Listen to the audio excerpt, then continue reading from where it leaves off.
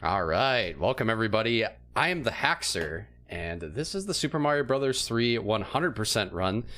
Today I'm joined by Teeks88, who will be doing my commentary for me. I'll also be throwing some information in as well during the run, but yeah, he'll handle a majority of those duties. How's it going, Teeks? Well, thanks. How are you? Doing pretty well. Excited to get going here with this run. So, for those of you that don't know, or are unfamiliar with the game of Mario Bros. 3, which I don't know why you would be. This game's amazing. One of the top selling games in the NES, by the way. The 100% category in this game requires completion of the numbered levels, the fortresses, the Hammer Bros, the castles in each world, the Piranha Plant levels, and the hand stages in World 8 as well. We don't have to do the cards or the mushroom houses. There are some reasons for that, on top of the fact that it's tedious. It's not really reasonable to do in a run. So yeah, we'll be skipping those and focusing on the rest of the stuff. So Teeks, is there anything you want to add here before we get started with this one? As you had mentioned before, we're going to be playing all the action levels, so we'll have plenty of opportunities to see some great usage of strategies in terms of platforming, mechanics, inventory item usage. So you guys are going to be in for a really good show. Haxor has been involved in the All Forts race for SGDQ 2019, for those who may not know, and as well as the 100% race for AGDQ 2020. So yeah. Oh, I also got duck-fisted at ESA Summer in the Warpless race. that too.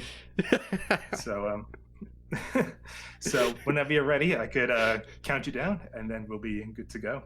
All right, sounds good. You can count me down whenever. All right, 3, 2, 1, go. All right. Scariest level right off the bat. Kind of a meme, but also not. Oh, well. Just kidding. Oh boy. That exact thing I was afraid of happening. I just jinxed myself. All right, we're technical difficulties, guys. We're gonna count it down again. Out of the gates, we're already getting poo-stomped. Oh my goodness. Oh god. All right. You can go ahead and count me down whenever. 2, 1, go. All right, let's try to get out of the first level this time. All right, that's not the reason the first level is really scary, guys. But yeah, I mean, I guess that is a reason it could be. Level 1 is especially scary because you have to make that really tight jump with P-Speed right over that first piranha. So you want to start building right away and then make your way over to the cloud, just boosting off of that Koopa, and then you'll be able to avoid all the obstacles that are on the ground that could potentially slow you down. So we have no problems here right now, piece of cake. And we'll be moving on to 1-2. This level has a pretty finicky strat just right in the beginning to gain early P speed, and it requires running up the base of both those hills to get ever so slightly in order to start building your meter. And you'll know the strat works when you start filling those 6 arrows as you cross over the first horizontal pipe. And getting that P speed will save you a whopping 1 second. So it's a nice bonus to have if you don't, if you get it, and if not really a huge deal. Yeah, you gotta love some pixel dependent strats like in the first 2 levels of the game, right? Exactly. So 1-3, it's worth noting that there's 2 methods you'll usually see runners take in order to build P-Speed right at the beginning of the level. The safest one that you'll usually see in races is to just kick the shell right in the beginning, just to knock out that boomerang bro. Just so you don't have to worry about making any small jumps and then just boosting over that first bro. That's it. So yeah, 1-4, we're going to have our first auto-scroller of the game. There's not going to be too much going on in this level aside from a bit of platform hopping and the raccoon leaf that Haxor is going to be picking up along the way. That will, of course, come in handy for the fort he'll be doing next. It may also be worth noting right now that auto-scrollers are generally a good opportunity to keep an eye out for your score and your coin count, because there's always a potential risk that you could get a coin chip later. And coin chips can spawn in place of one of the Hammer Bros on the world map, and this happens when your coin count is a multiple of 11, and the second to last digit of your score matches that coin count. So for example, it'll spawn if your score ends in 80 and your coin count is 88, and so on. Coin chips can potentially pop up in worlds 1, 3, 5, and 6, so it's never too early to be wary of those numbers. Haxor's done this category multiple times, so I highly doubt he's gonna that issue is going to arise later on. He's usually very vigilant of those numbers. Putting that voodoo on me. Yeah, that's a good point, and he always points this out when he does commentary of my runs. A lot of people probably don't realize this, but I'm very meticulous in how I manipulate my score to try to prevent these. So, yeah, that's probably something that most people don't really consider when they watch runs of this game. I've seen 100% run multiple times, especially in tournaments and races altogether, and people have easily gotten debated by coin chips by the time they got to Worlds 5 and 6. So it's always worth pointing out just right at the start. TheHaxor used this tail right in the beginning of the fort to fly over to get that magic whistle. It's not going to be used at any point during this run, but it does save time over just going through this fight group to get to the boom boom fight. 1-5, you see TheHaxor ditching that tail right away and then just damage boosting down that hill, and it's actually faster to run through most levels in the game with the tail since you have more control over your P-speed that way. The only other times you're going to see a tail used are for levels where it's especially advantageous to make use of flight mechanics as opposed to those that make heavy use of running and jumping. I went for the tunnel there, but I'm bad, so good news is we have an easy way to just pick up a nice power-up in the next level. That's a really nice advantage. It's not really a big time loss if you go for the tunnel and take damage. That mushroom's always going to be there right in the way. So you see TheHaxor was able to build P-speed on those set of wooden beams right towards the end of the level. So the interesting mechanic about this game is the game checks your P meter every 8 frames when you're running on the ground. So if your jumping platforming is a little bit off, it is possible to run over that checkpoint as you're going over the gap and then just get what's called frame ruled. So you do have the opportunity to recalibrate by turning back and then just trying again, but each turn back is going to cost you a couple seconds. So thankfully for him, he was able to get it on his first try. Yeah, another thing, I don't know if you've noticed this too, but when you build P-speed in a different spot in that level, it kind of makes it trickier, actually. It seems like the Koopa's not in the exact same spot by the time you get to it. There's actually been a couple individual instances where the Koopa was a little bit low, so I just overshot the jump. Yep. So yeah, we're in Airship 1, we're going to be facing Larry Koopa, and as we approach that Koopaling boss fight, it's worth noting that these bosses are coded with a small handful of fixed fighting patterns. So for example, they can jump the moment you enter the fight, they could shoot the wand right away, or they could just jump, they could just walk forward towards you for a couple seconds before doing anything else. And this matters because knowing what pattern you get will indicate how you should approach fire killing them. And it will be a recurring theme to see TheHaxor fire kill the Koopalings because optimal fights usually save about 2 to 3 seconds over just jumping on their heads 3 times. And that pattern you get is determined by a timer, which starts from the last level you completed to the frame upon which you enter the pipe in the airship. And that pattern operates on a rotation which shifts every couple of frames. So it's not unusual to see experienced runners deliberately delay on the overworld map or the pipe entry to manipulate for a more desirable pattern. It's also worth noting that the hammer bro movements and the power grabs on the airship also play a role because they too cause delays. Like we saw, TheHaxor grab the fire flower on the World 1 airship, and that costs about 30 frames, which could also affect the pattern as he goes in. So the good thing about Larry is there's the majority of the patterns you're going to get, aside from, just an early jump, you could just pretty much fire kill him the exact same way, and it's not really an issue. Yeah, there's this weird, I don't know if it's a frame rule, there's something to do with pipe acceleration. You can sometimes accelerate faster through the pipes. And if you get the early fire grab and save that half second and the pipe acceleration, you'll actually get a pattern before the one you expect, and you can't fire kill it because he just jumps right away. It's weird little jankiness that you come to see in Mario 3. I've actually experienced that a couple times myself. Like, I got a movement of 1 set up going into the Iggy fight at the end of World 4, and then just ended up getting a movement of 0 pattern, just entering the pipe a little too early. The dream. So we're going to be coming up on the second fort in the game, and the trickiest part of this fort is just right in the beginning because you have an opportunity to build early P-speed on the lower level, and this is easier said than done because the floor is just littered with all those dry bones. So it requires really small, meticulous jumps, just enough to clear them while still allowing yourself enough surface space to build some meter. And the time save is small, but it's worth going for. It's a relatively low-risk strat. You just want to avoid stomping on too many of these dry bones throughout the sections, because otherwise it could end up being impossible to build P-speed by the time you get to that pipe. Yeah, it's a good point. There's a faster build than the one I did, but it's only like 10 frames difference, so I used to go for it all the time, but I stopped doing it because this build is basically 100% consistent. I mean, I might miss it once a stream, so... You guys might be wondering why TheHaxor used one of his the stars in his inventory in order to go for that basic counter bro fight where the music box was, and he did this just because it saves a couple of frames. He does because he doesn't have to wait for that boomerang to leave the screen before grabbing that music box chest.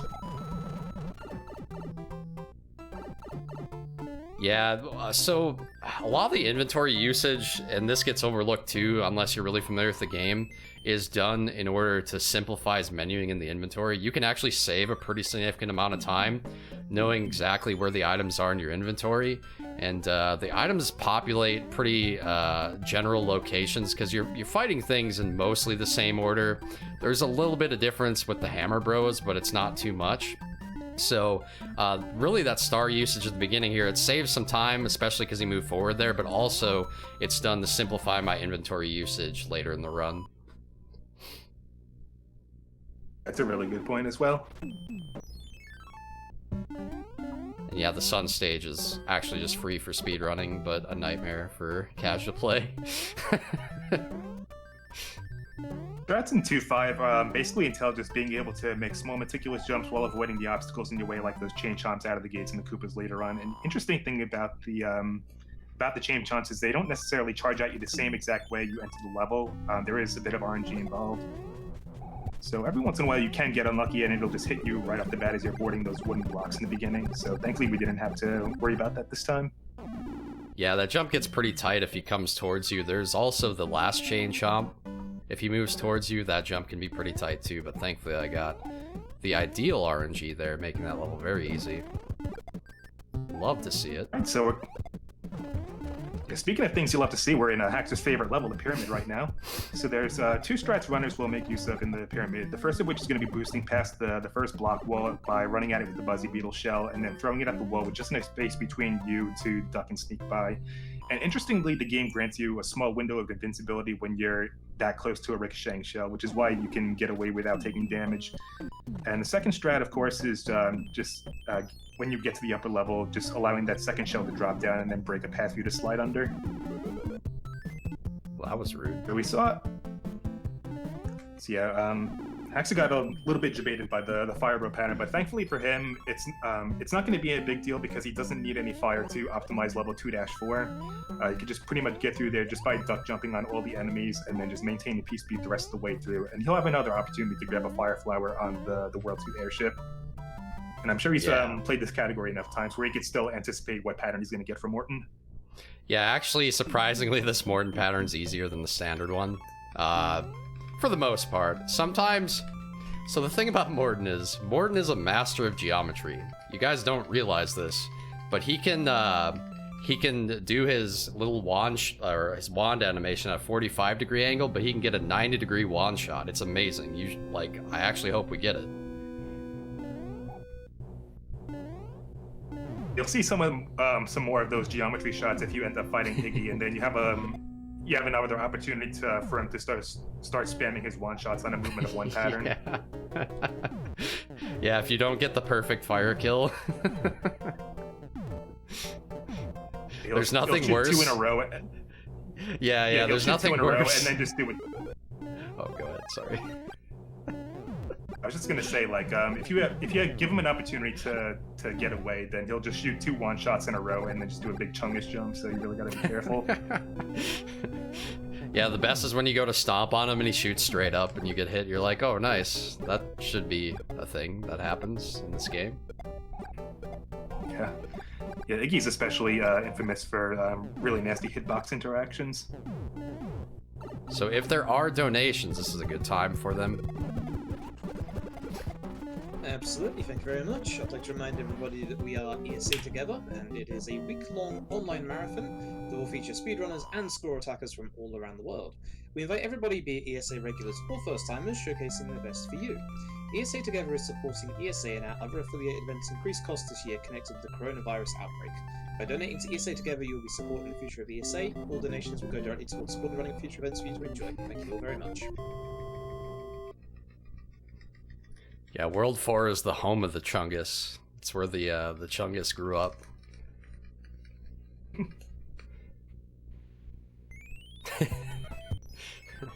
Right, so coming up on World 3 right now, the water level. So 3-1 is a pretty basic swimming level just to start off with. You're effectively just moving forward, steering clear of that blooper, and then just making your way over to that wall, which we'll be seeing shortly.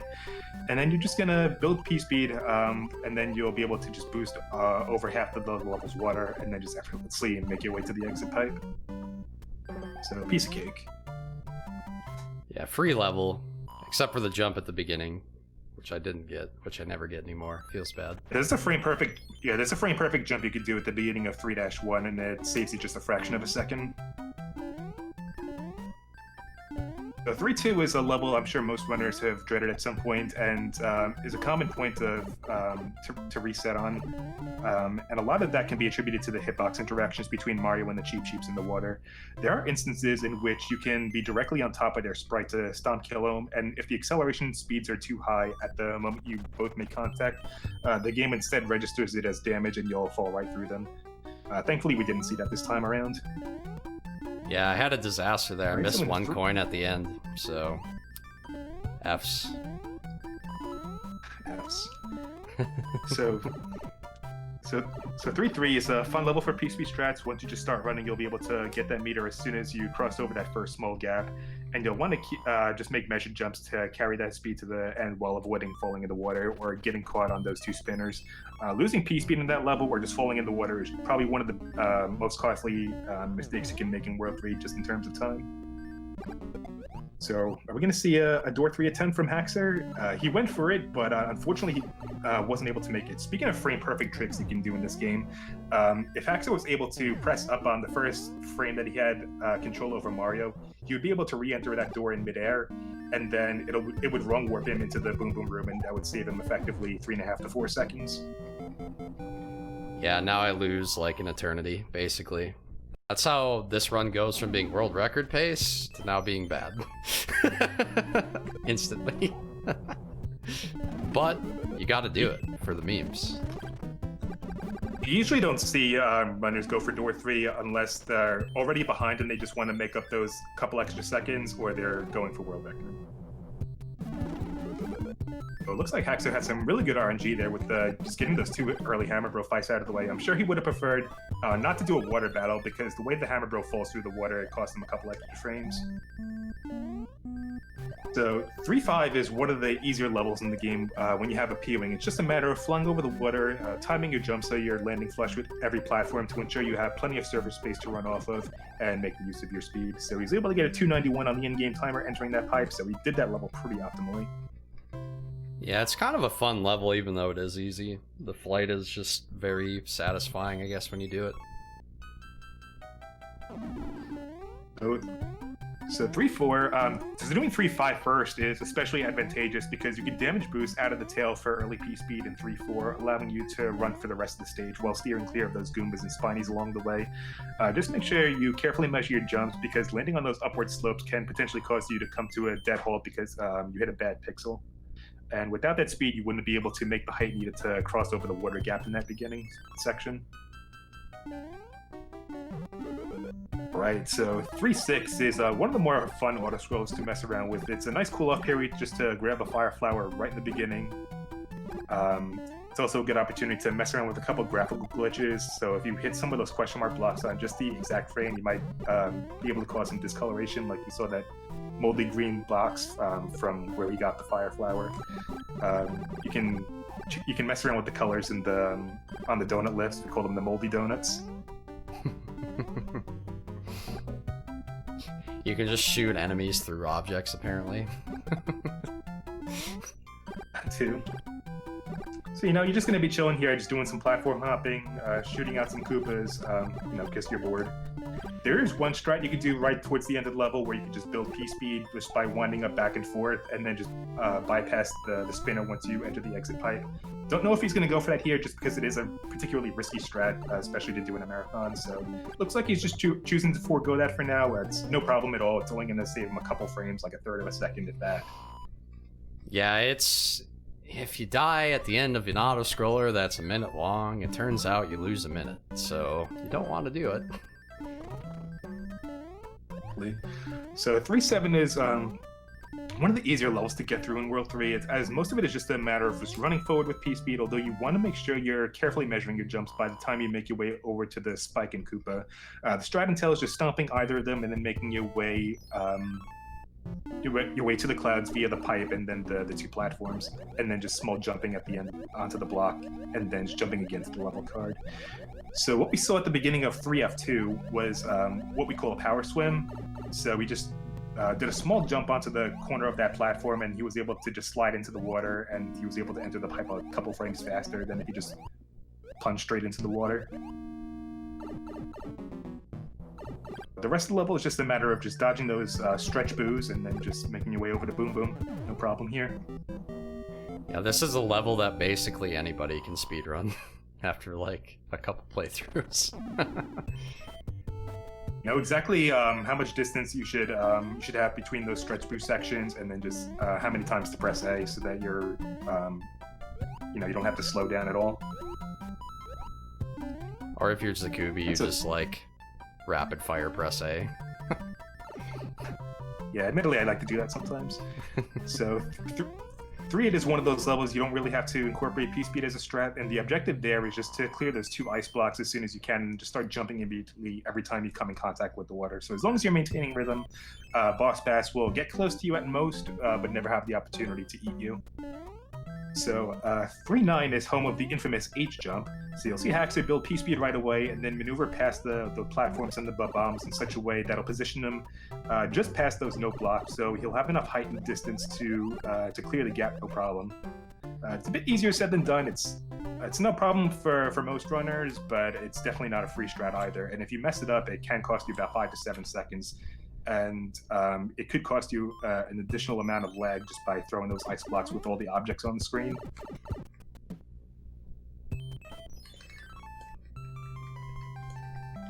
Alright, so we're going to be coming up on Airship 3, where we'll be facing Wendy, and interestingly enough, she's one of the easier Koopa Links to fire kill, but the hardest to jump kill normally. It's an easy fire kill because you're on flat ground, making it very easy to measure your distance and shoot fireballs in pairs until she's down. It's also one of the Koopa Links whose patterns you don't have to worry about too much because she can be fought the same way each time. The downside to having to jump kill her, however, is the fact that she fires off rings with the wand that bounce around the room and never disappear until she's defeated. It's tricky enough to maneuver around them once they're there, but once she starts jumping, it's very easy to get caught off guard and take damage. Apparently chat did not like me doing H-jump memes.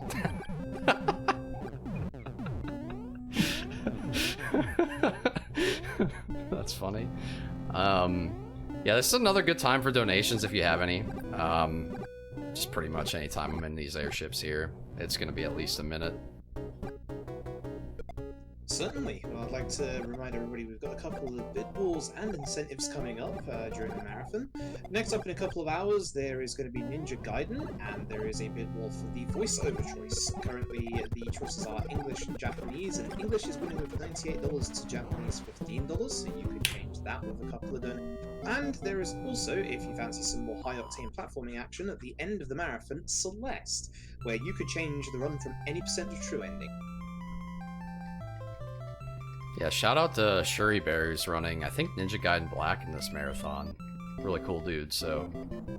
I think he hasn't gotten yet, so I wish him the best of luck with that.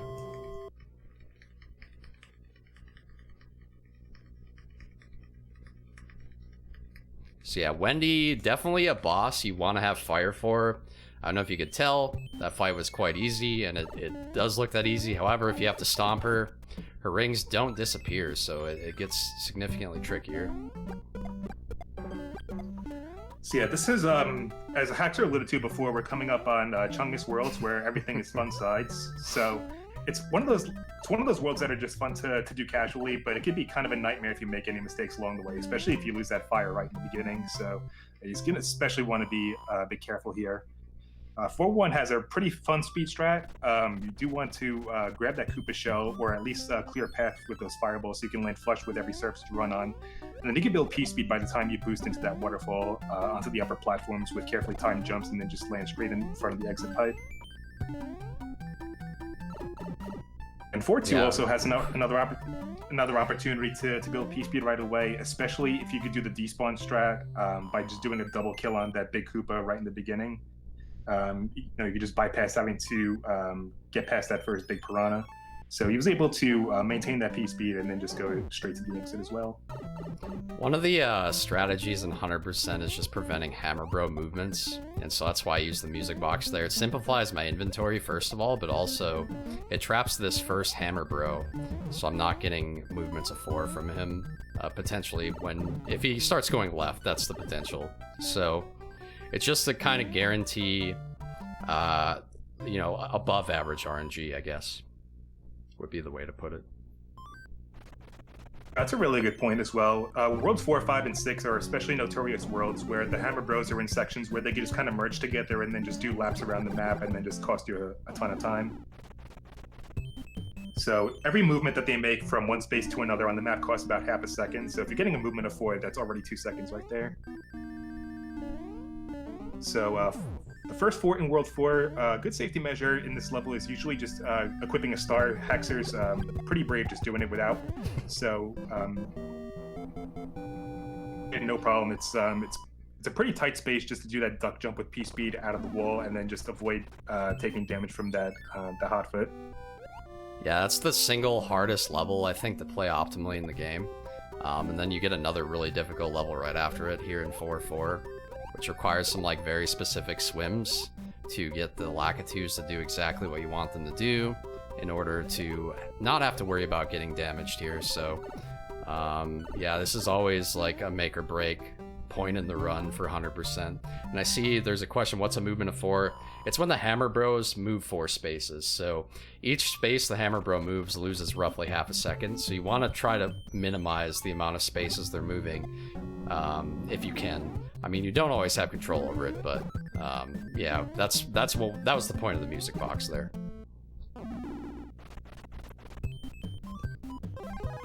Haxor's trying to take out those Hammer Bros as early as he can so that so he doesn't have to worry about them moving after every other turn that he does. So we have to use a cloud. He's not going to be using it to skip any level, so the next best opportunity would be just to use them to get to the Hammer Bros a little sooner. So, yeah, contrary to 4-4, 4-6 is actually a fun level to make use of P-speed strats on. Not only do you get a chance to boost into the sky off the hitboxes of those large Koopas, but you get to snipe out some of them along the way with some of those piranha plants. Also, what's great is that the worst case scenario is you lose your speed along the way, you have a start you can pick up midway to get yourself back on track. So 4-5 is one of those few levels in the game where you don't really commonly see P-speed strats used. It's simply just a matter of using some good platform jumping and sniping out the piranhas that could potentially get in your way. And as long as you're constantly moving forward, you don't have to worry too much about coming in contact with the homing bullet bills. It's also a good level to grab a mushroom or a fire flower if at any point you took damage and need some backups. Yeah, of course I get P-speed there. It's the single hardest P-speed strat in the game. Yeah, just as I was saying, you don't commonly see P-speed strats used in that level. And here you are, embarrassing me in front of my friends. I know, dude. I did it last marathon too. I need you to just commentate my speedruns, and then I'll always get it.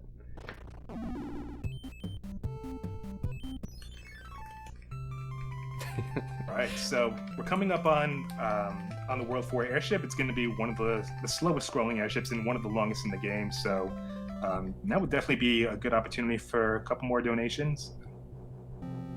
Certainly, we truly appreciate all the support you are giving us with your donations, subscriptions, and cheers, but if you can't support us directly, make sure to tell your friends about us. ESA puts on 2 massive speedrunning events per year, and we want everyone to be able to experience how amazing we are. I'd like to give a quick shout out to our sponsors HyperX, who are going to be meeting up to 800 sub points with a $2.50 donation, and we are currently at 559 out of 800, so let's see if we can hit 600 in the next couple of hours. Yeah, guys, get those donations in. We got to meet these incentives, Lots of cool stuff going on at this marathon. I got the opportunity to experience ESA Summer last year, and it was a pretty awesome experience for me. You know, getting to meet you know, some of my European speedrunner friends that sometimes I don't get to see at GDQs because, you know, it's expensive to come overseas and that sort of thing. So yeah, it was an awesome experience. My first time actually in mainland Europe, so definitely something I'd like to do again. Obviously right now situation's a little interesting, but at some point.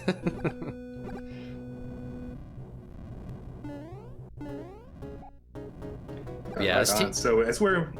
Oh, as Teeks was mentioning, this airship is probably just the best level. I mean, it moves at half the speed of a normal speeding airship.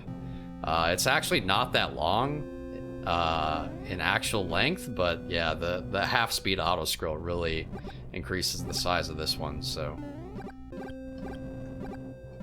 I mean, if you factor in even the 17 seconds that you lose just from the throne room cutscene, it still comes out to a little over 2 minutes once you've finished the Iggy fight. But yeah, speaking of Iggy, Haxor knows exactly what pattern he's going to get, just that early one-shot right in the beginning, because he knows he's on the 100% pattern. He didn't get any extra movements from the Hammer Bros on the map, so he knows exactly what frame rule he's on, so he knows how to approach doing the fire kill. So he gets through there, no problem. And he especially wants to hold on to that fire flower there because it's especially going to come in use for when he goes to the first world, the first fortress in World 5, as well as 5-3. He's going to be doing a lot of sniping. Yeah, that was where I essentially lost the 100% race at AGDQ this year. I took damage on that airship because I got Cheerio'd because I just short hopped the jump over the one shot. That's basically the only risk you take, though. That pattern's pretty easy, but just avoiding the one shots may be the hardest part. Alright, so in 5-1, it's one of those levels you typically don't see P-Speed utilized that much, but we'll see if Haxor proves me wrong yet again, and he does.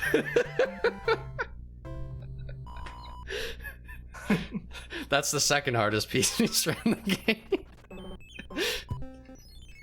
Yeah, usually you just want to make your way up those steps without taking damage, and then you can just fall straight down from the two-tile platform and then just clear a path for yourself by sniping out those nippers on the bottom. Or if you're Haxor, you can just do a big full leap with P-Speed and then just have no problems. You know, either way works. Absolutely. 5-2 is a pretty level in terms of execution, but has serious time repercussions if worst case scenario, you take the fall of shame right in the beginning. And if you do, you'll make your way to a passage infested with a bunch of piranha planes, buster beetles, and ice blocks, and a bunch of small hills that make it difficult to build P-Speed. So compared to taking the upper route, the fall of shame can cost you a good 16 seconds. Thankfully, we don't have to worry about that this time around. Yeah, that's something you absolutely hate to see.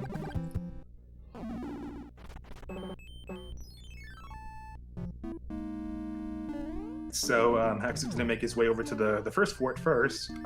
So it's pretty easy in terms of execution. You just want to make your way onto the lower levels to make your way across the ragu. And then once you build that initial P-Speed, it's very easy to navigate past the thwomps and the rotodiscs towards the doorway. So 5 fireballs, boom booms out. That level's surprisingly scary. That first jump on the step, it's a doozy. For sure. So 5-3 is going to be the definitive gatekeeper of World 5 and one of the longer levels in the game to endure maintaining P-Speed for without taking damage.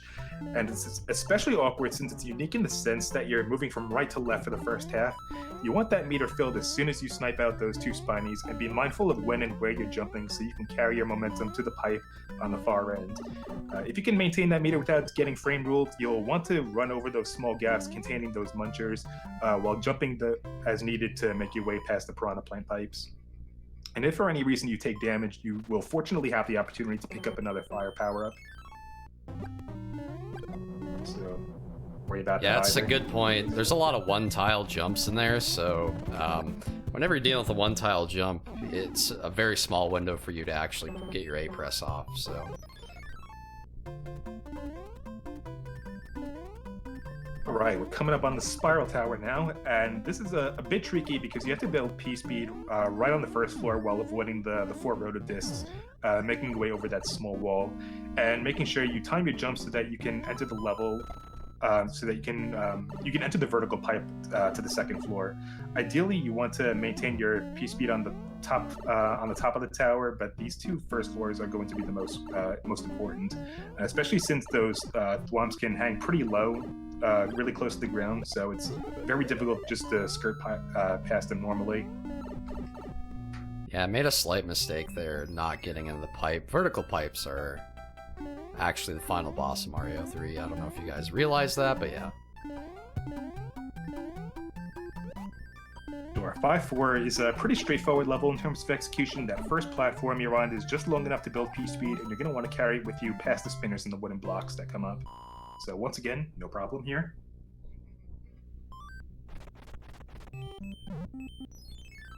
So 5-5 has an early P-speed strat as well, and that involves doing a turn back on that first block you stand on, and then clear a path for yourself past the Power Goomba and the Koopas to build meter, and then lift off just before you reach those three wooden blocks. You just want to make sure you don't bonk the top block, since you can run the risk of getting a leaf power up that would otherwise kill your speed. But from there on out, it becomes a matter of platform jumping across the donut bridge. And so long as you're fast, you'll be able to dodge those the fire piranha that comes up. I actually got really good RNG here in World 5, so I'm a little sad I made the 2 mistakes I did.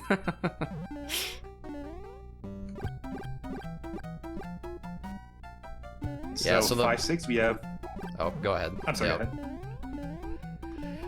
Yeah, I was just going to say 5-6 is going to be, another auto-scroll, as we could see. You'll notice Haxor making a brief pause before he'll enter the pipe towards the end of the level, and this will happen because the way the game loads the exits. So if you enter the pipe at the earliest possible moment, it's possible to be crushed by the outer borders of the level while it's still scrolling and take a death. And to be honest, I had no idea that was a thing until around this time 2 years ago when I started learning the hard way. Yeah, it goes back to that pipe acceleration thing I was talking about in World 1 that affects the boss pattern. Well, that same thing can happen here, except with a horizontal pipe, the screen can just squish you. So...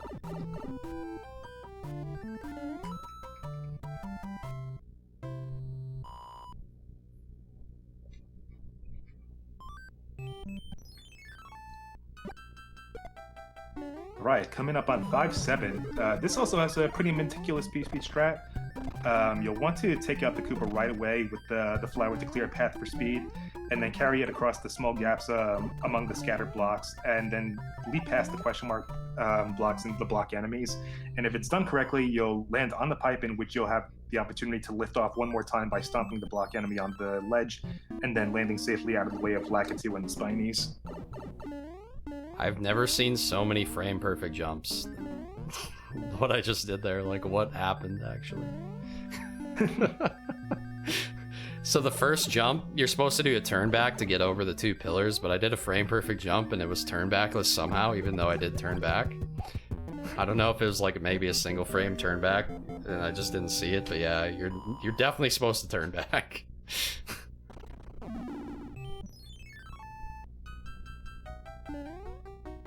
Right, so 5-8, this is the level that you would ordinarily be a little intimidating, just going through casually with the Spinies and the Lakitu hovering above you and the Koopas in front of you on the cloud platforms.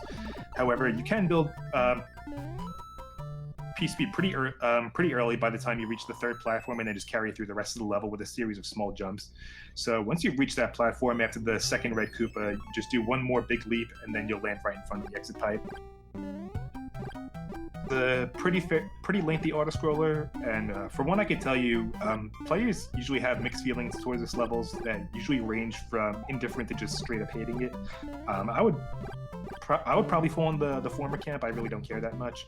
It's pretty straightforward in the sense that the majority of it is just simple platform jumping, although you just want to steer clear of the 2 fire chomps that will come up. The first is pretty easy to snipe if you have a fire flower equipped. Otherwise, you may have to do a little bit of dancing around the projectiles for a bit before you have a chance to kill him. The second fire chomp is easy to bait right onto you from the left-hand side of the platform until it just lands right beneath your feet and then just kind of owns itself. Yeah, there are 2 jumps in that level that are pretty trolly. I don't know if you noticed how to do kind of like a C jump to get up on, because the platforms were overlapping each other at points, but otherwise, yeah, I'm pretty indifferent to that level as well, to be honest.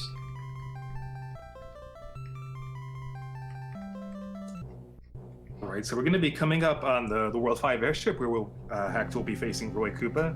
So he had no additional movements since he took out all the Hammer Bros in the world map, and he knows exactly what frame he's going to be on, so he knows he's going to be in for a very easy Roy fight. So you can expect Roy to just kind of start moving forward towards him and then just kind of stand in place and just leave himself an open target just to get hit by 10 fireballs.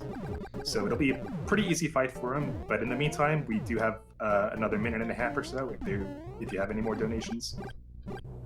Certainly. Chat, you like memes, right? Well, coming up in a couple of hours is going to be I Want to Be the Boshi, where we currently have an incentive going on to kill the Kappa boss, which also includes the optional Justin Duck TV stage. We need $100 for that, and we're currently at 30, so we only need $70 more. If we were to meet that as well, we'd be very close to our next milestone of 7.5k, so let's see if we can meet that. Yeah, I watched Cool Kid play that game. I feel like it was like a month or 2 ago. I love Cool Kid, man. Shout out to Cool Kid. Oh no! Oh man, I'm bad. Looks like he tried to go for the off-screen. Yeah, he went for the off-screen wall grab, the one grab, and he did the wall jump really early, and he was able to get that sub-pixel perfect jump, but he went too early, so he just kind of debated himself. Yeah, you know what that is? That's a case of I literally never get this wall jump in this level. So I just didn't commit to it. That's all it was. If he was able to get that off-screen one grab, he would be able to bypass the falling from the cloud cutscene, because Mario is technically in a screen map phase. So he would get to the throne room about 4 seconds earlier. Yeah, it's a really nice time save. You don't see it super often. It would have been really nice to obviously pull off, because I'm not sure it's ever been done in a marathon, actually. So, normally you see that probably most in World 2, I would say. So I actually got really good RNG here. Normally the Hammer Bro doesn't move up for whatever reason. Ideally you want to take this path through this beginning section, so you go up to 6-2, you play 6-2, and then you go down to 6-3, and then you go to the fort. That's like the dream right there for the beginning of World 6. But normally he moves straight to the fortress and stays in one spot, so you got to go to 6-3, or he moves over 6-3, so good stuff there. Speaking of good stuff, nice coin count. Nice. 6-2 is an auto schooler where there's not going to be much going on, just aside from a bit of platform jumping on those clouds. And this is going to be the last point at which you'll have an easy opportunity just to look at your coin count. As you round up the last 3 Hammer Bros in the game, 2 of which are going to be on opposite ends of the fortress lock. Usually, when I get to this point of the game, I usually like to have around 60-ish coins, so I'll probably I'll just do some collections until I have about maybe 70 to 71 coins by the time I end the level. 69 is perfectly fine as well. And you'll typically pick up about 4 to 5 coins in the fort, depending on how you move around on the ride to avoid the photo boost. And then you'll definitely be picking up 5 when you're running through 6-4. Absolutely. So I got my last music box I'm going to use here, because World 6 is World 6. Speaking of really tricky P-speed strats, as we were mentioning before, you really want to be careful with how you execute the jumps, especially when you're running over those gaps. So Haxor was fortunate enough to get the early P-speed, and that saves him about 1.5 seconds. Yeah, I actually overjumped the one tile jump at the end, but I recognized it and did correct, so if I missed that, obviously it's a death. Haxor was able to get a really easy jump onto the spike bed by just doing that seesaw jump over from the platform ride. So he should have a really good time on the in-game timer by the time he gets that star kill and boom boom. Yeah, I didn't rub the wall either. I mean, was able to keep P-speed through that whole section, so yeah, that's a pretty much ideal fortress. You can maintain some extra P-speed in that second to last room, but there are risks. Fun little trivia about the Boom Booms. They were never programmed to ever have a kill state like most objects. It's always meant to be in a normal state. So Boom Boom was given 37 hit points, and killing him with 5 fireballs sets him at 32. And this is the value that triggers his conversion into an orb. When he comes in contact with that star, I believe it sets him straight to 0, which is why you get that glitched out upside down orb. Yeah, I believe the way the Starman works is it does a tick of damage for every frame it's in contact with the Boom Boom. Roughly, I mean, it might be multiple, but that's essentially why. So you're doing so much damage in such a small amount of time that you're converting him to 0 really quickly and saving a little time there. You can have overkill states on Boom Boom where it doesn't save time, especially if you hit 2 fireballs on Boom Boom on the exact same frame, in which case you'll have to hit him at least a good 30 more times, and that could save you, and that could lose you about like 16 seconds if you decide to forego that. Otherwise, the best option at that point would just be to just do the 3 stomps on him. Also have that same interaction when you're, if he gets too much damage on the same frame from the hammer suit as well.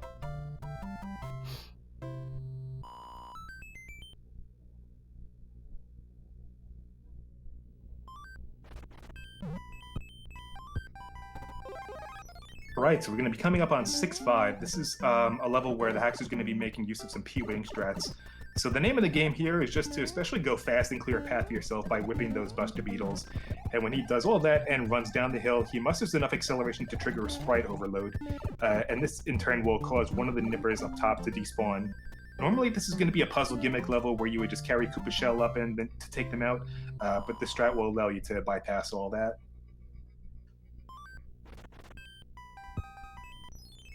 Yeah, it's a super important strat. Oh man, horrible RNG here, but it's okay. Ideally, Haxor would have wanted to hold on to that tail because it's going to come into immediate use by the time he enters that fortress coming up. But he'll have an opportunity to grab another one. Plus, he could get extra power-ups in 6-7. Yeah, there's a tail right at the beginning of 6-7 here, so you're basically not punished by going for the fast Hammer Bro kill fight there. Or a fast Hammer Bro fight there. Yeah, it was unfortunate that front Hammer Bro just did the smallest possible throw immediately. I can sneak past there, but it's pretty tight. For sure. So this is going to be another level where there's not really going to be too much going on. He's just going to make his way past the fire chomps. He's just going to do some platform hopping on the ice blocks and the donut lifts. So if there's any more donations, this would also be a good opportunity. Certainly, I'd just like to remind everybody that ESA Together is a week-long online marathon that will feature speedrunners and score attackers from all around the world. We invite everybody, be it ESA regulars or first-timers, showcasing their best for you. ESA Together is supporting ESA and our other affiliated events increased costs this year connected with the coronavirus outbreak. By donating to ESA Together, you'll be supporting the future of ESA. All donations will go directly towards supporting and running future events for you to enjoy. And if you can't donate, then perhaps tell your friends about the stream as well. That's another good way to support us and the event. Thank you very much. Right, so we're coming up on the second fortress in World 6. This is a level that would ordinarily be pretty time-consuming since you have several of those swamps that get in your way and make you wait around. So no one wants to deal with that, so we circumvent it by just taking the tail and then just flying through the underpass. And the P-meter allows you just enough time to reliably get you through 2/3 of the whole fort. So no problems here. And we get to see our one Kaizo trick in the entire run in the next level.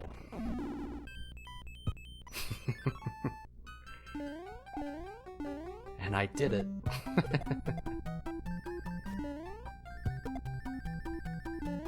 Haxor used the white block just to clear a path for himself on those small hills. This is also a level that generates a lot of lag frames, so it's also possible just to lose P-speed even if you do a lot of the execution correctly. So thankfully we didn't have to deal with that here. Yeah, that's a good point. P-speed does have a frame rule, so the lag frames can like make the P-speed checks happen in weird spots in that level. So if they're happening while you're going uphill, you're probably going to lose arrows of P-speed. It's no good.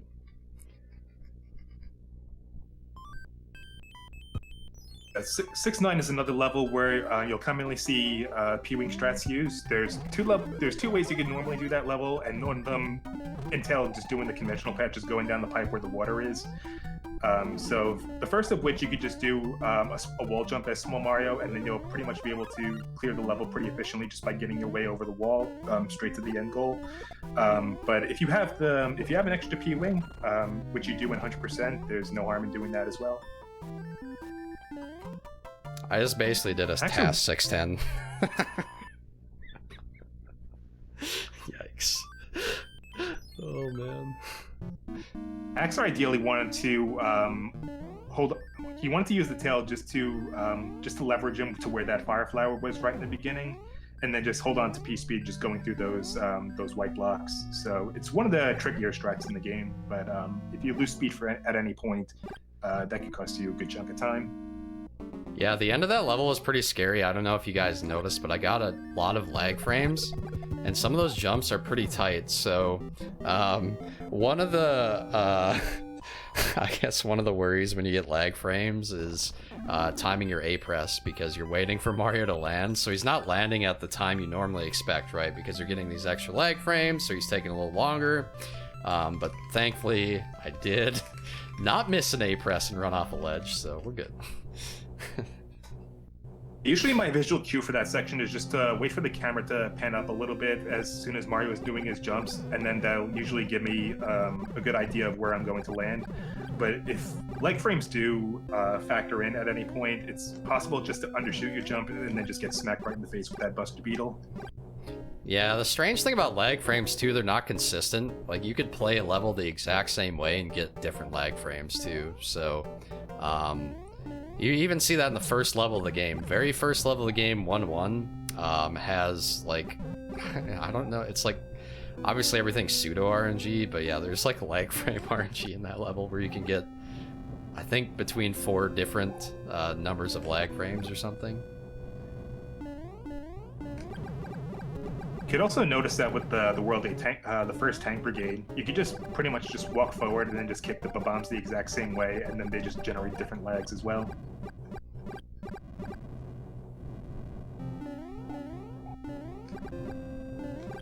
So we're going to be coming up on Lemmy Koopa, so we're going to see if we can have a clean fire kill here. Similar to Wendy, he could be fought the exact same way. He's always going to spend a couple of seconds just riding against the right side of that wall. So Haxor has just enough time to get that fire kill in, so it does save him about 2.5 to 3 seconds here as well. So really nicely done. So we'll see if the sub-pixel manipulation pays off and he's able to clip the wall in 7-1 first try. I should have sub-pixel 14 or 15, so I should, on the very first attempt, be able to get it. Now, it is a standing clip, and it is a frame-perfect jump, so there's still some difficulty in the execution, but we put ourselves in a good spot here, so. It's very easy just to miss that jump when you're doing the standing clip, because even when you line yourself up what seems perfectly, it's also possible just to slide swipe against the left side of the wall, and then every turn back after that for additional attempts can just be RNG from there. So sub-pixel manipulation is only applicable for that first try. So if you miss it, you could be anywhere from second try to 22nd tries. So thankfully, Haxor was able to get it first try. We in the SMB3 community like to call that mac and cheese. Don't ask me why, but it stuck. So 7-2, it looks like Haxor's going for the fast P-speed strat. So he used the fireball right in the beginning to take out that first nipper and to trigger a despawn on one of the nippers that came up later on. So he had nothing in his way that could obstruct him from moving forward. So really good execution. Thankfully he didn't get frame ruled, which is a potential risk when you're going for that strat, but it does save him a good amount of time.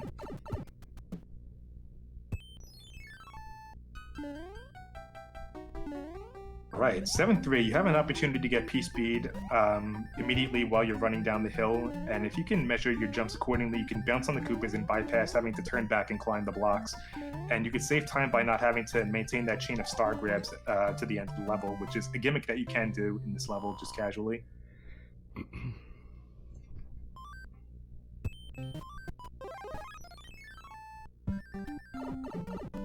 So we're going to see Haxor using more P-Wing strats as we enter 7-5, and the main purpose for this is to bypass having to generate invisible block bridges to get past the 2 gaps he'll need to cross in order to reach the exit. So he'll want to flip over that first Koopa right in the beginning, near the first pipe, and then use it to knock out the bombs in the bottom section. And then he could clear the ice blocks out of his way, and by either stopping or doing a slight turn back to ensure that you have 1 Koopa shell left over to bring to the upper section.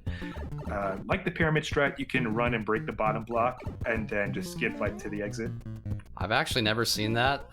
For some reason, I didn't make it to the platform. I'm so confused right now. But yeah, I wasn't supposed to take damage, so I lost a lot of time here, but it's okay. You get to see the backup strats, which is just, apparently I'm just gonna clip everything first try, except for probably the end here is gonna take an eternity, but yeah. To see it. You do. Alright, not too bad. That made no sense. I was shocked that I got the clip first try. You never get that clip first try. And then he fell in the hole. I don't know. I've never seen that. That was crazy. I blinked and I didn't even see what happened. Yeah, no, I tipped on the edge of the little, the 1 tile gap, and he fell backward. I was like, oh, I didn't even consider that as an outcome, really. Alright, so coming up next, we're gonna have a pretty lengthy auto-scroller. You know, the fish are gonna be RNG, so he's gonna want to be careful as he's navigating through here. If he has the fire flower, he could just knock these out with no problem. He's gonna sacrifice 30 frames just grabbing that power up to begin with, but in exchange, he's also going to reduce a lot of the lag that these enemies can generate if they all just clump together towards the end of the level. And if he generates a lot of lag, he can lose multiple seconds at a time. He would have preferred just to hold on to that tail from 7-5, because he would be able to use it to gain P speed and then just fly up to the boom boom room in 7F1. So he's going to have to play some musical clouds and then just do some levels out of order in order to get to a place that he wants to be towards the end of World 7. Yeah, I was kind of sad that I took damage there. I was actually on, like, it would have been tough. I would have required 7-7 first try, but I was on PB pace, believe it or not, at that point, so. Oh, I just got a double kill. That. Yeah. Barely. I was, like, probably 14 seconds behind, so. I can save about 30 in World 8, if everything goes well. Or, sorry, 30 in World 7, not World 8, if everything goes well. And that never happens, so we don't really have to worry about that too often. But you never know.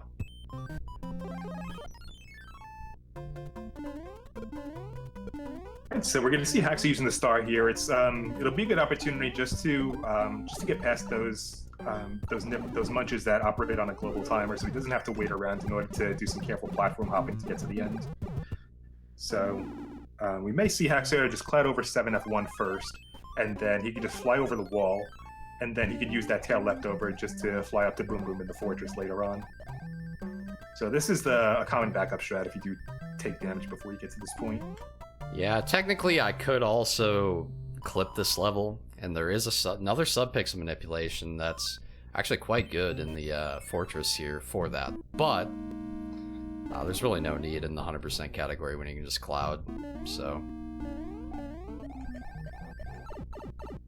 This is a new routing that was discovered for Warpless by Mitch, and it involves just using music boxes to bypass where you would get P-Wings from the Hammer Bros in Worlds 4 and 5. So because you're a couple P-Wings short, it's worthwhile just to, instead of just flying over that wall, just to use some pixel manipulation to just clip the wall first try in a pretty reliable fashion. Out of 4F1, we'll probably see Haxor go through 7-8 first. So he'll either opt to grab the hammer suit from the lower section, or he's just going to carry his P speed to the end of the level, which would technically be faster in 100%. Oh yeah, we're always going for speed. We're built for speed here.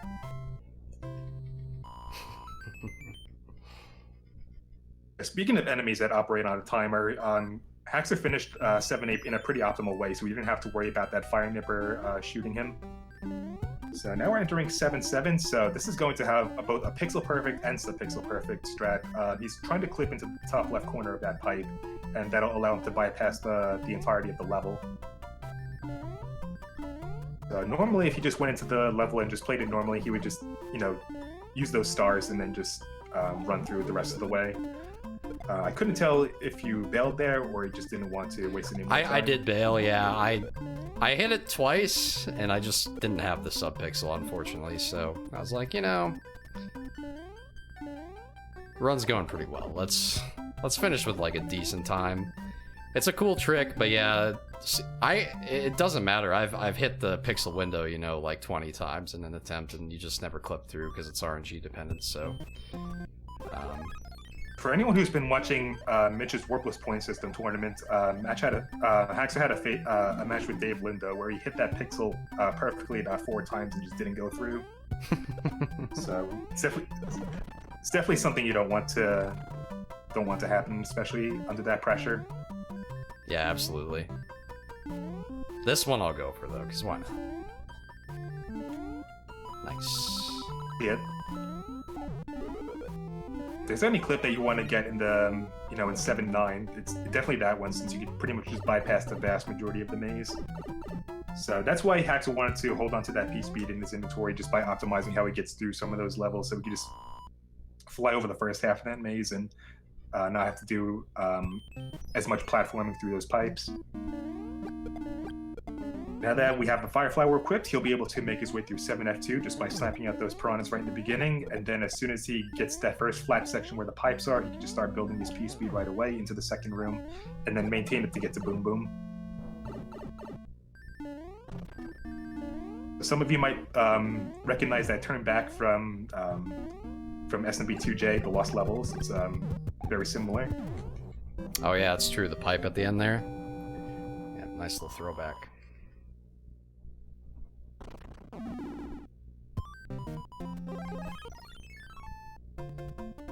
So we're gonna, similar to what we saw with the first Piranha level, Haxor's gonna take a star over here as well, and you'll just be able to run through those munchers, no problem, build some P-speed, and then just get that mushroom optimally.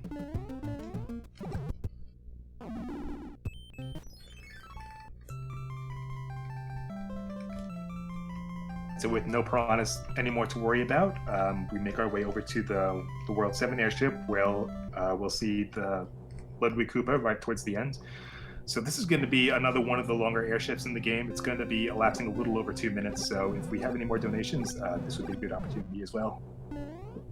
Certainly, thank you very much. We actually have a whole bunch of merchandise that we have on offer. If you ever looked at some of our awesome collection of shirts, such as the ESA 2016 shirt, and thought to yourself, damn, that's a really good design, I wish I could have one of my own, well now you can, if you head on over to the amazing URL, which is www.speedrunstore.com. You can browse through our various merchandise that is available. Fantastic, yeah. Get that merch, guys. It's a good cause here, we're raising money for charity. Gotta remember that.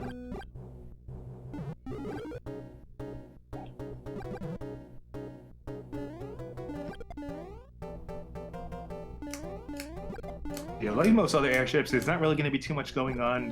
Haxor's just gonna, just kill some time just by taking out some of these rocky wrenches along the way. Just doing a little bit of platform hopping on those bolts and screws.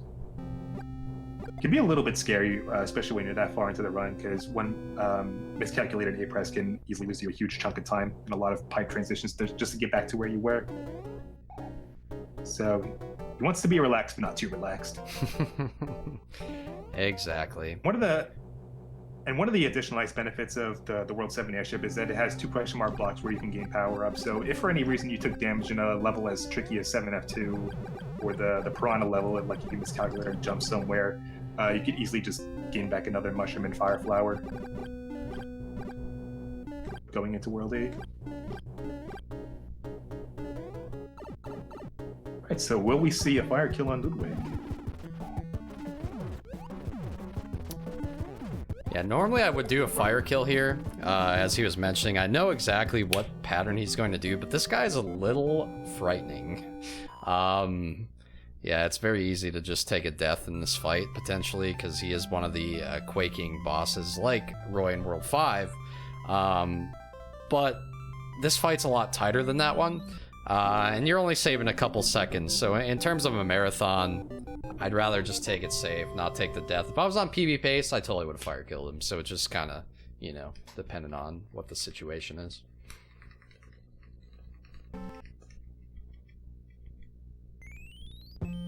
So, speaking of auto-scrollers, we're going to be having a whole series of them as we make our way through World 8 with the 1st Tank Brigade right in the beginning, followed by the Navy. So, you know, Haxor can just move forward and just stay in the front row of this level and then pretty much not have to worry about taking damage from anything as long as he's jumping in the right areas. You can just snipe out the rocky wrenches since he knows exactly where they're going to be. He knows exactly where to, you know, just to steer clear of that flamethrower. The one and only one level. So even though this is an auto-scroller, there is 2 sections where you can potentially save time here. The first of which is going to be some lag reductions just by, you know, just bonking those bombs against each other so that they don't explode and then just generate lag frames. And that could save you about 1/6 of a second. And another opportunity would be to potentially get what's called rangless. So at the end of the world, at the end of this tank, he's going to be facing a boomerang, bro. So if he shoots his fireball right away, he could be on a good RNG pattern with that enemy, and then just be able to bypass having to wait for that boomerang to leave the screen. So he could save about 2 seconds as he's grabbing that star chest.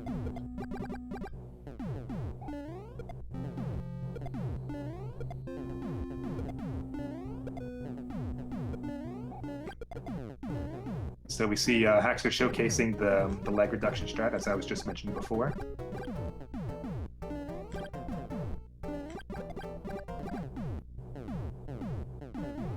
Yeah, we get a nice run on like 5 minutes worth of auto-scrollers from the end of World 7 to here, so... And so... unfortunately, Haxor got the worst pattern he could have asked for. The boomerang bro just did a turn back and he shot the boomerang pretty early, so there was no way he could have avoided that. Yeah, the irony is if you have hammer suit there, that's the pattern you want. But yeah, with fire, you actually want him to move forward and do the slowest possible throw, as you mentioned, for rangless. And I think that's about a 2-second time save over the slowest pattern anyway. So we're going to be coming up on our second auto-scroller in a row before we get to some of the action levels. So as was mentioned before, as part of 100%, Haxor is going to be doing all 3 of the hand trap levels. So unlike Warpless, he doesn't have to worry about losing a whole bunch of time. The most he could possibly lose is about 4.5 seconds because ideally he wants to still get no hands technically.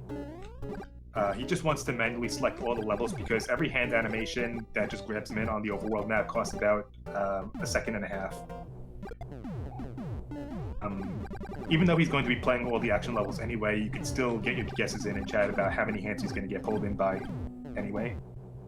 Yeah, that's a good point. There's still actually a decent swing in... Oh, wow, okay, well, I'm just bad. Oops. Oh, God. I've never had that happen. Okay. This is fine. Normally you could do your big leap into that boss pipe as soon as you see that bomb explode, and then you'll have just enough time to make it in there without taking any damage. It looks like he went a little too early though, which is no problem though. You'll still have opportunities to grab fire in 8-1 or the World 8 fort.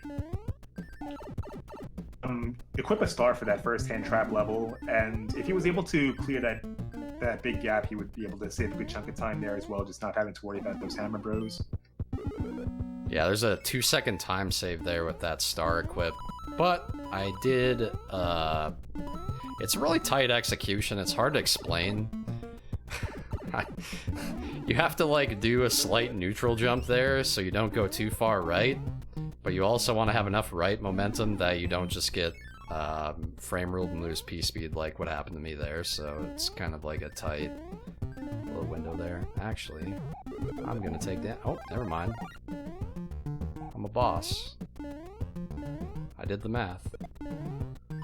So Hax is going to pick up the fire flower from the last hand trap, and he'll be well equipped by the time he gets to the Air Force. So he'll want to take out those rocky wrenches right away, because just letting those wrenches just, being thrown and, just having those extra projectiles on between that could make this level a little scarier than you would otherwise hope.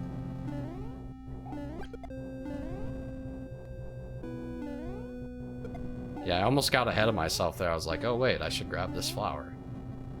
It is significantly easier than the 8-1 flower. And at the same time, it wouldn't have been totally unreasonable if he chose to forego grabbing that fire flower in the hand level, just because sometimes it's very easy to get sniped by the cheap cheeps if you wait around too long or just walk at the wrong time at the wrong place. Yeah, that's a good point. Their patterns are frame dependent. So...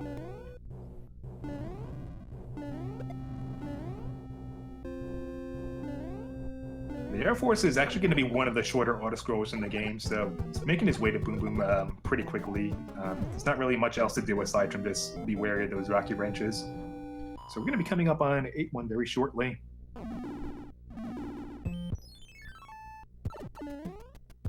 Because he has the fire flower equipped that he got from the hand trap, he could just snipe out those piranha plants right at the beginning of the level and then just start building P-speed right away. Now he just has to make sure that he doesn't lose his P-speed as he's doing a jump with under that first blue wall. Looks like he almost got baited with the frame roll, but... Rude. Ooh, looks like he just took a little damage there. Ooh. That was rude. Was, yeah. What he was trying to do was just maintain P-speed under that wall and then just use it as a leverage to stomp on that red Koopa that just flies up and down, and then he would have enough height just to make it past the bullet bill turrets. Hopefully he could, he has a backup strat for A2, just maintaining P-speed as he's making his way past the no blocks. He could potentially damage boost here to maintain P-speed, but there's absolutely not really necessary either way. Yeah, if you're on PB pace, you do it because you can just equip, a leaf here for this level, which I'll do anyway. But yeah, otherwise, yeah, it's not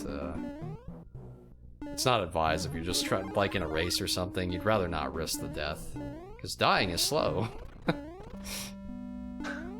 That's true as well.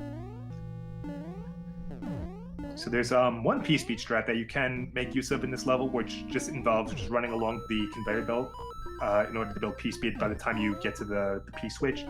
And that you could actually get to not only get the one cycle to get to the doorway where the spike bed is at the bottom, but you have a couple of frames left over before the conveyor belts start moving again. But if you're in a marathon run, it's a really tight strat to execute, so there's no harm in just playing it safe and just, even if it does cost you a couple frames. 3 does have the raccoon tail. Yep, that's where that came out of. World's got the cape, so, which is like the OP raccoon tail.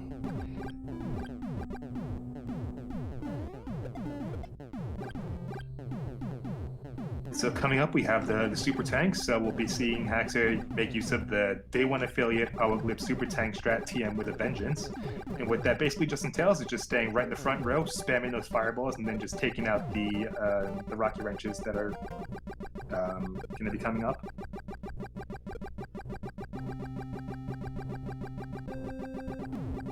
So this level is going to be about 1 minute and 15 seconds. So he can just keep walking forward, just jump whenever he needs to, and then we'll be out of here, no problem.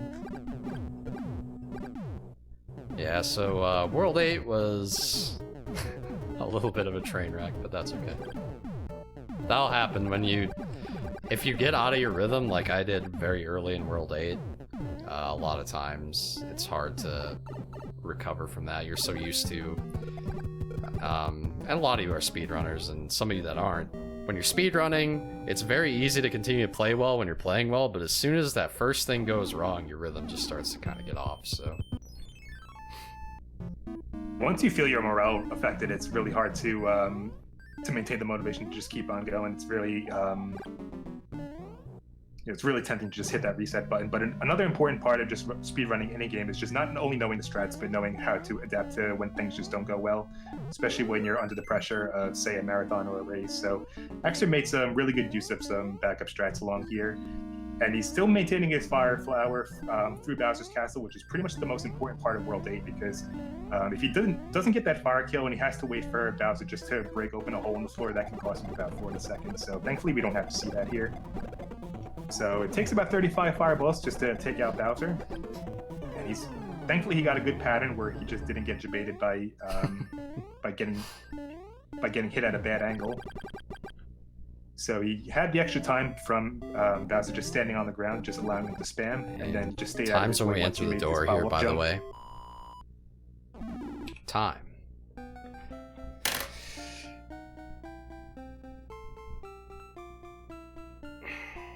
So yeah, got a 112, not too bad.